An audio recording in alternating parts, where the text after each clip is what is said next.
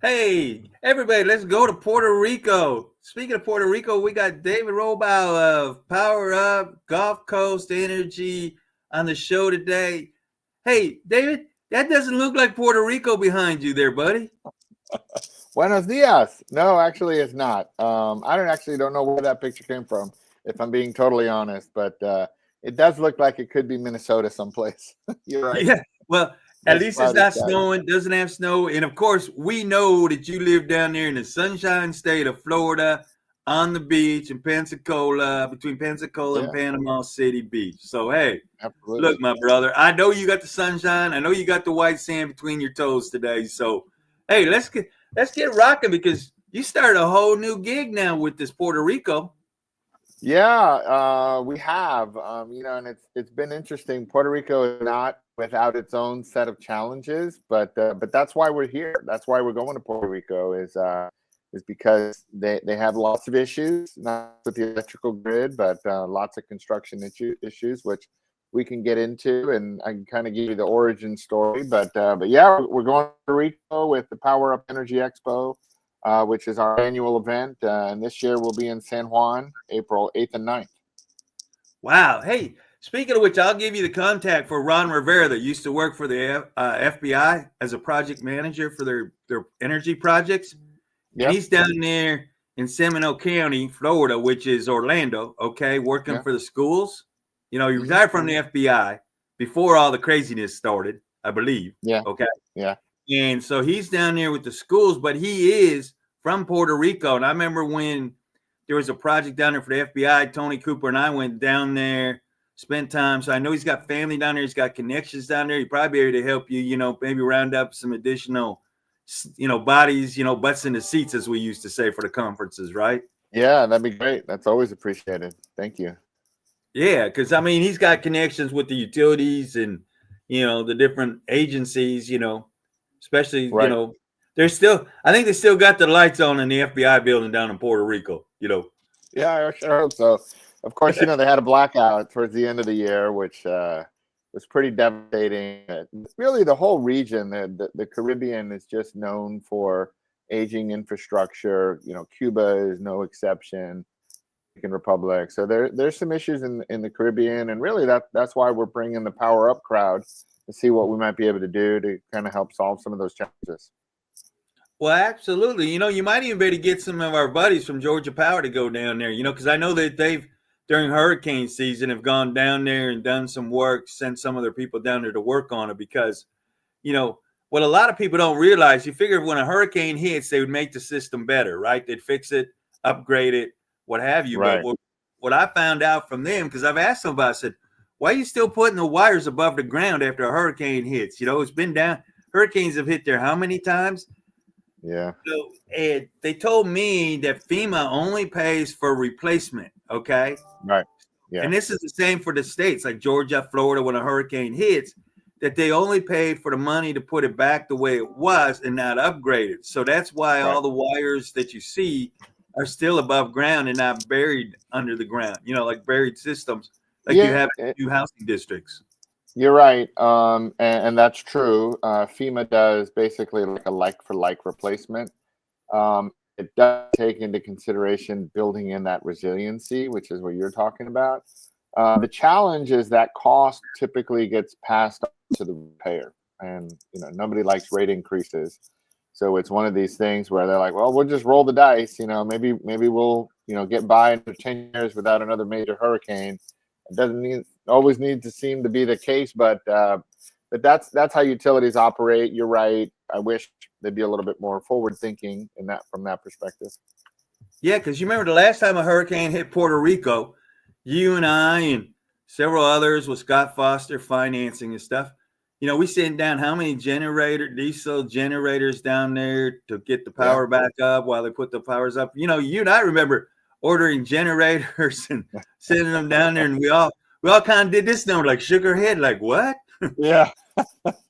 And it's a great point because I think on the math, running a diesel generator, the cost is about 54 cents a kilowatt hour, which is hellaciously expensive. But then you have the logistics of the fuel, getting it to the point of use and all the logistics associated with that. So what we're seeing, and a lot of what we're seeing really across the world, are these distributed energy resources, right? DERs, where you're putting renewables on site that don't require massive, infrastructure on the back end, don't require kind of input with any types of fossil fuels. And those seem to be, really what the industry is moving towards. And then now, of course, batteries are starting to make sense. Batteries didn't really make sense about a decade ago, but now with solar plus storage, it's starting to make a lot of sense. Oh, it. And like I said, so this is the first one you're doing, right? To kick off your annual deal down there. We're going to have to mark the calendar 2025. David's down in Puerto Rico to kick this off, which is a great idea. I mean, I don't know why we haven't thought of it earlier, right? Because we've been doing Power Up in October in Florida for 20 years now? Almost. So we're now in our 16th year. And okay, so I'm 4 years off. I'm an old man. In Stevie G years, that's probably 20. The show's moved around quite a bit throughout the Gulf Coast, New Orleans, and Tampa, but we've kind of nestled into kind of Northwest Florida for the last several years. Last year, of course, when we last saw each other, we were down in Tyndall Air Force Base in Panama City. And I'll tell you the backstory. So we were hosting last year's event, like I mentioned, and we had two people from the Army Corps of Engineers that came up to me after the show. And this happens a lot. I tell people, I'm like, look, if you have any feedback, give it to me. If you have any complaints, please go see Emily. Of course, exactly. These guys came up. So these guys came up and from the Corps of Engineers and said, hey, this was a fantastic show. Would you consider doing this down in Puerto Rico? And it really wasn't even on my radar until they started explaining a couple of things to me. One, the Army Corps of Engineers opened a district office, the Caribbean district. That's a really big deal. It's telling you that there's quite a bit of activity happening in that region. Right. Secondly, we had all these issues with both power shortages, brownouts, blackouts, etc. So we knew there were some issues around the grid and grid modernization. The previous administration had put billions of dollars into modernizing the grid in Puerto Rico. So we really saw it as a challenge. Could we bring this show down to Puerto Rico and bring our subject matter experts, which many of us have been following this show for, since its inception? And could we help to foster some conversations, connect industry with government? So that's the idea. So in a few weeks, April 8th and 9th, we'll kind of start that conversation. And hopefully, like I said, it becomes an annual event. Oh, yeah, absolutely. I'm sure it will be because, once you get there and everybody sees it, you're going to build from there. And what's nice about what you do, David, and we talked about this, do we want to be one of these big $5,000, $10,000, $20,000, shows, right, of people, Yeah. No, we'd love the budget of $25,000. Okay, everybody. So please send checks. Please send money, Yeah. Like Todd Rundgren, please send money.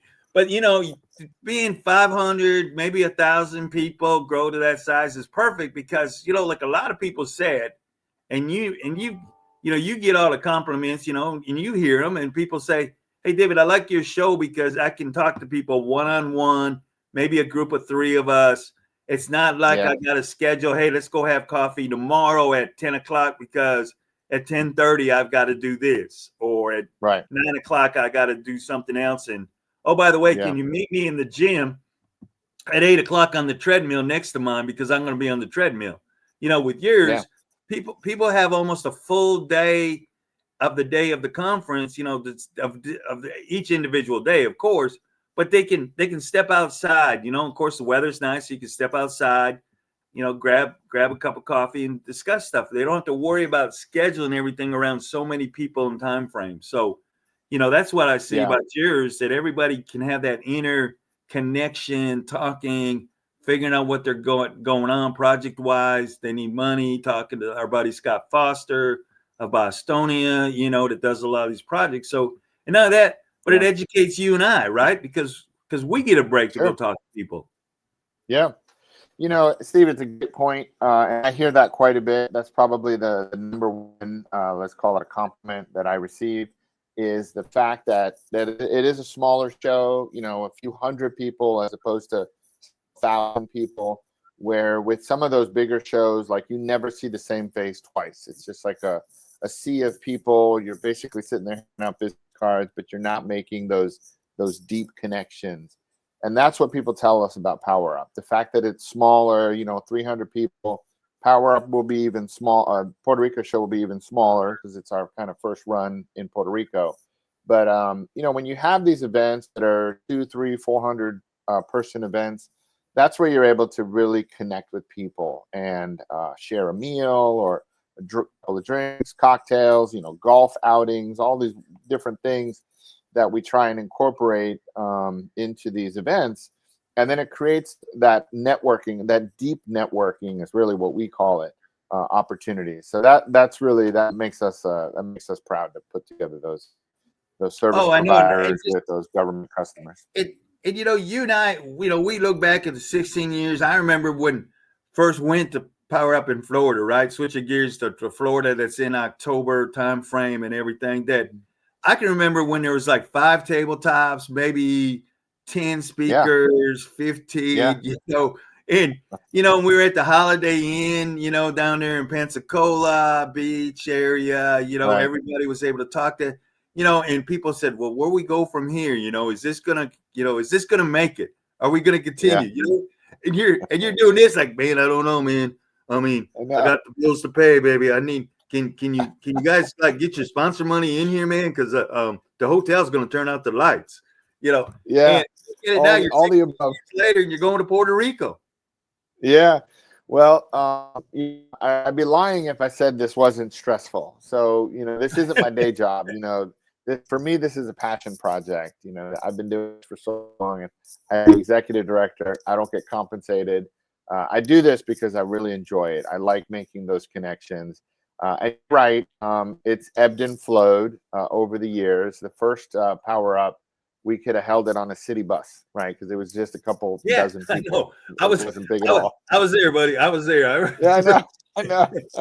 And I'll tell you what, though. Look, if anything else, it shows the resiliency of this conference, because we have been through sequestration, government shutdowns, COVID, Category 5 hurricanes barreling down on us, and we have held this event in person.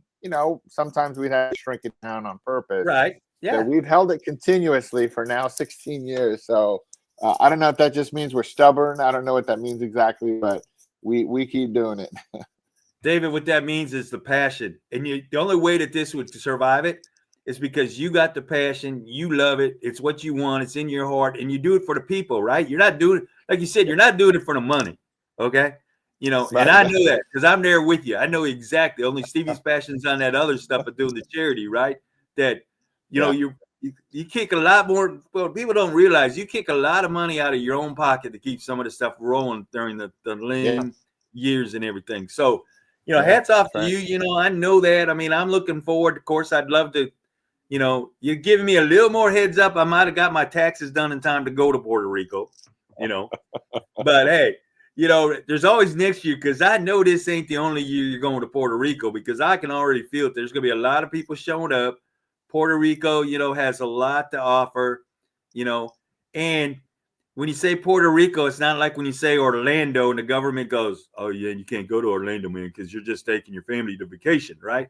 So going to Puerto Rico, everybody's going, man, it's tough to get there. It's like, they don't see it as a big vacation tourist spot, right? It's not like you're going to the Bahamas. Right. So the government's not going to kick their people from going. So you got that. I mean, you probably got to, if you got the core behind you, you got a good backbone, right? Because the core's been there. The core's been great. Yeah. Hey, they really have been. We had one agency, GSA, dropped out. They basically said we can't go. So I understand that. Well, that's been great. Hey, GSA's dropped out of a few other major energy conferences in the past 20 years that we've been going to. That's not ours. I mean, we can say the DOE main energy conference GSA's backed out of a couple times. Yeah. So don't feel like the Lone Ranger. Is energy exchange happening? I've been asking some people. I haven't been getting any feedback. Okay. I'm sure you got the emails like me that says registration is open. I know some companies that have sent the money for their booth already. Okay. Yeah. I was in a meeting last week of the National Association of Energy Service Companies, which was kind of really bizarre with what's going on in this world and in the country. And but Mary Soto of FEMP was there promoting energy exchange, saying it's still on. Bill Salino, good friend of ours, from Amoresco's on the planning committee, holding I think a session on data centers under the technology track. So he's already been working with his team of getting speakers for that. So everything is still on the go for Anaheim, California, the week of August 4th through the 7th. So as far as I know, except like you got to budget money. So I'm probably not going to pay that registration fee till it gets closer. And I know for sure that it's going to happen and they're not going to shut it down, because you and I both know FUPWIG was scheduled for April. I believe, no, it was scheduled for May around the 13th through the 15th. And they postponed it, and it was in Charlotte, North Carolina, and they postponed it. So they're probably moving that meeting maybe to Energy Exchange in Anaheim, California in August. Yeah, cool. And if your viewers stick around all the way to the end of this video, I'll give you a special promotional code. You can save some money on Power Up if you want to go to Puerto Rico. Hey, so let's talk about the granddaddy one that you've been around for a long time, because you do a lot of smaller ones besides the two that we're talking about, Puerto Rico and Florida. So we're still looking at the month of October for the original Power Up in Florida, right? Yeah, that's right. We're probably looking at that very first week. In Panama City, we go into what's called the shoulder season, or off season, 1 October. So the rates of the hotels drop pretty considerably. So we'll probably be looking at that very first of October. Oh, so and we'll hold it again. We'll do it at Tyndall too. That sounds really good, because, I mean, everybody knows the fly in Panama City Beach Airport. They know where they're staying. If we're doing it at Tyndall, we did Tyndall last year, so they know kind of which hotels and everything. So you're moving it. So you're moving it up on Stevie. You're moving it up, huh? Yeah, there's a couple of reasons. Tyndall is really driving the bus on this, as you can probably imagine. FCAC, AFRL, they're all kind of honing in on that first week of October. So that's the feedback. We've all been around the military long enough that, the Air Force says, hey, here's what we're looking at. And you just salute and execute, and move on that. That's what we're looking at. Well, especially when you get the two-star general, right? That kicks it off, right? Yeah, we've really been fortunate that just got a tremendous amount of support from Colonel Bartlow and Colonel Melanson before him, or General Melanson before him. So we've been really fortunate that leadership is always engaged, always providing, that welcome address, the open keynote, and really helping us to really build it over the years. Okay, so I know you don't have your calendar in front of you, but I got mine, okay? Yeah. So when you said the first week of October, you're thinking about the first full week of October, and not like October 1st and 2nd, right? Correct. Because usually, Yeah, that's right. usually you do it like Wednesday, Thursday, right? Which would be Yeah, like we try and do it in the middle of the week for a couple reasons. You know, travel makes it easy. Sometimes it'll end on a Thursday. Some people may want to stay over for Friday or maybe just make a long weekend out of it. You know, there have been a few people that come regularly and they bring their families because Panama City is a nice place to be. So they'll maybe just extend over the weekend, stuff Right. like that. So yeah, that's the idea.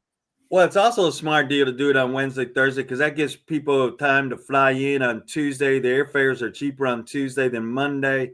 So you're not making, you know, Right. the so-called corporate and government folks to fly in like on a Sunday to kick it off on a Monday, you know. Right. We try and avoid that. Yeah. So, and now Try and that, but avoid that as we can.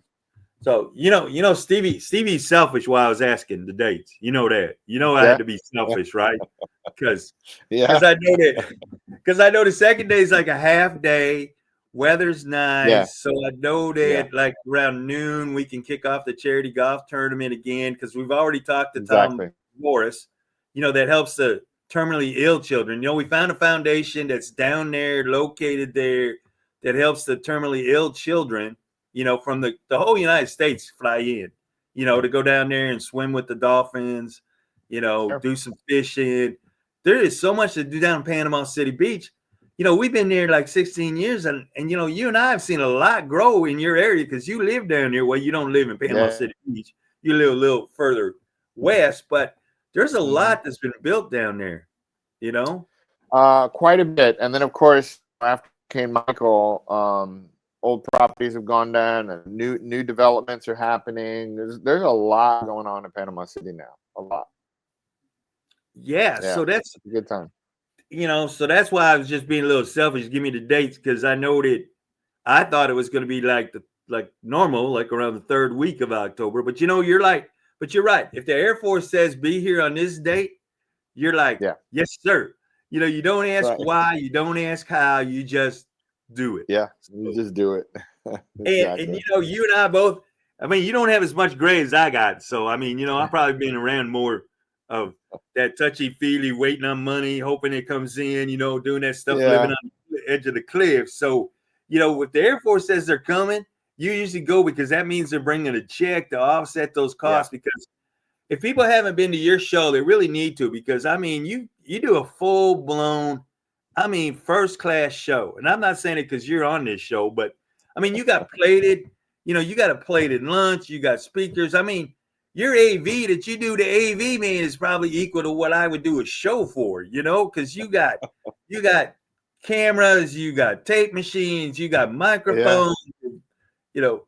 Damn, David, you're videotaping it, you're putting it on DVD, sending out DVDs to people. I mean, dadgum, son. Well, you know, people come to expect that. So, you know, we like to deliver a top tier show. So I appreciate the compliment. A lot goes into the behind the scenes stuff that most people don't really see. So we try and execute a flawless event, but behind the scenes, there's people scrambling and all kinds of craziness happening. But as far as what the audience sees, it's really kind of a seamless event. It's a lot, you know, when I bring new staff on, I'm like, you know, you're going to feel like a wedding planner. There's so many details. You do. It's like a wedding. It's like a wedding PowerPoints. You got all of these details swirling around, and you're trying to bring them all in together. It's a lot of work. I end up getting a lot of the credit, but the reality is there's 5 or 6 people behind the scenes that are dedicated that most people never even see. So I always make it a point to acknowledge them really at the closeout of the show. Because, you know, you can't, it takes a team really to pull this off. It really does. It does. Whereas, as some of us would say, it takes a village, right? You need a whole village.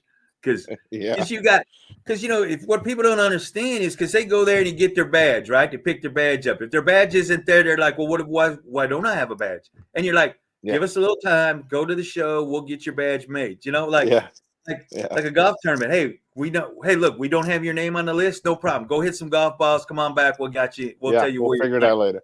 Yeah. So it is like a wedding. Not only is it not a wedding plan, another deal is what people don't realize that you got a list of speakers. And then you got people that go, well, I got to go first, or this person's higher ranked. This person, so he can't go after this person, or Or look, I'm on a panel, so you can't have people that are like the worker bees on this panel with me because look at the stars on my chest, right? Exactly. So you are a wedding planner. Yeah. It's kind of like we can't have Uncle Joe sitting with, Aunt Martha or something. Right. Right. That's not going to work. And here's the other thing, because a lot of people tell me, hey, you have this colonel on the agenda. Is he confirmed?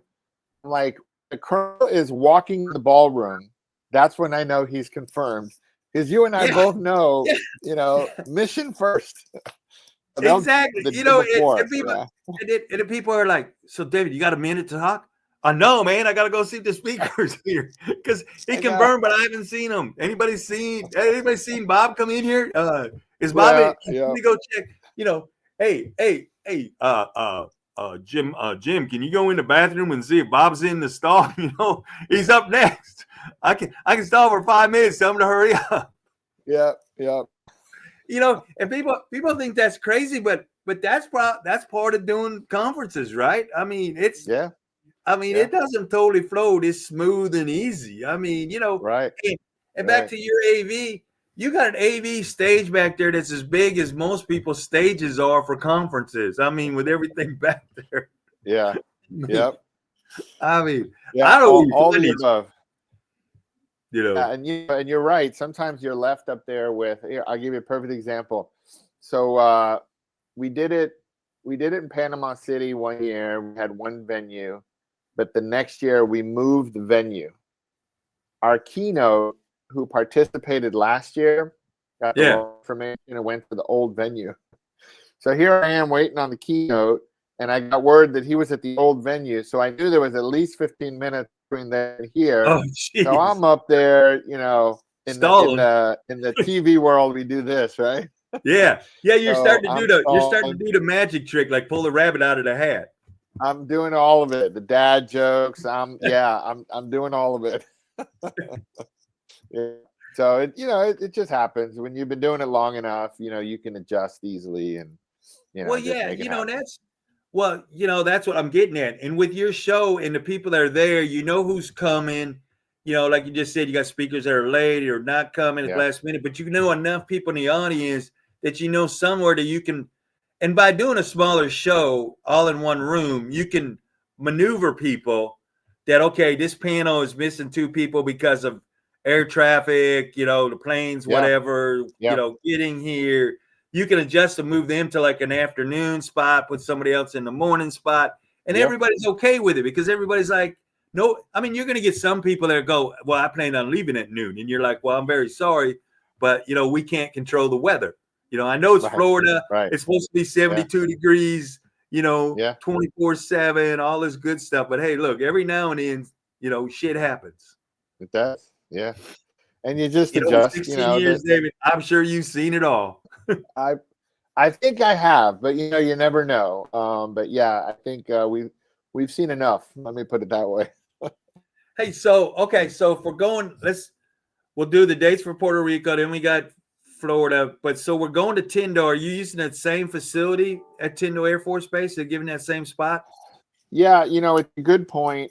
Tyndall, obviously, for those people that don't have television, got hit by a major Category 5 hurricane. And going to the wrong building, okay? Because Stevie's probably one of them, baby. So, hey, you better tell Stevie which building you're in. But if you haven't heard, Hurricane Michael came through in 2018 and basically rearranged Tyndall Air Force Base. So when we had it there last year, everything was still very much in construction. The gates were being moved, and we literally had to put signage to get people to the right.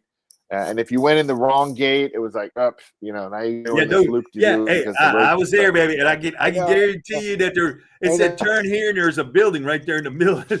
Exactly. So to answer your question, we had it in their venue, which is their conference center. But one of the biggest areas was the chapel. Temporary chapel had moved into this building. So obviously that part was set up as a chapel, so it was off limits. So now that they've rebuilt the chapel has moved into their permanent home. That area opens up a little bit. So that gives us more room to bring in some exhibitors and different things like that.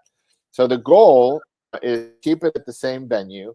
Although I will tell you, they have a brand new community center, state of the art, but it's much smaller from what I understand. So we'll look at it, but I'm almost positive that we'll stay in the same space. And now that we have this new other room that we can use for exhibitors, I think that might be kind of interesting too. So I think we'll keep it at the same venue. Cool.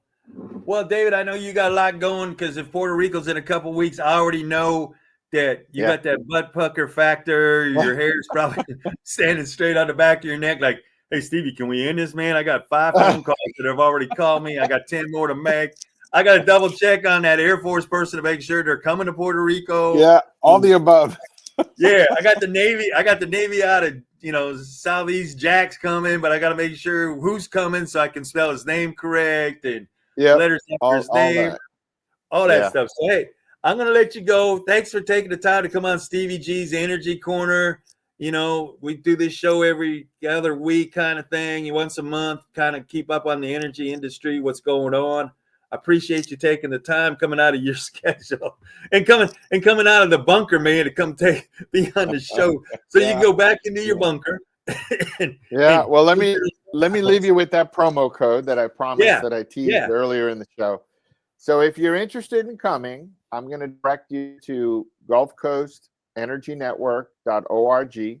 That's our website. From there, you'll find the link to register for Power Up Puerto Rico. And if you use this promo code that I'm going to give you, it'll save you $50.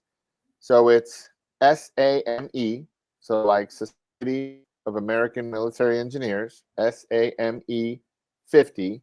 You put that coupon code in there, and then it'll take $50 off of your registration, and now you got more money to go buy pina coladas. Exactly, because we know that there are pina coladas down there in Puerto Rico. Yep. Hey, and David, this call I have to take. I got to take this call. Okay, no problem, baby. We'll see you. We'll see you later. Bye, Dave. You got it. Bye. See ya.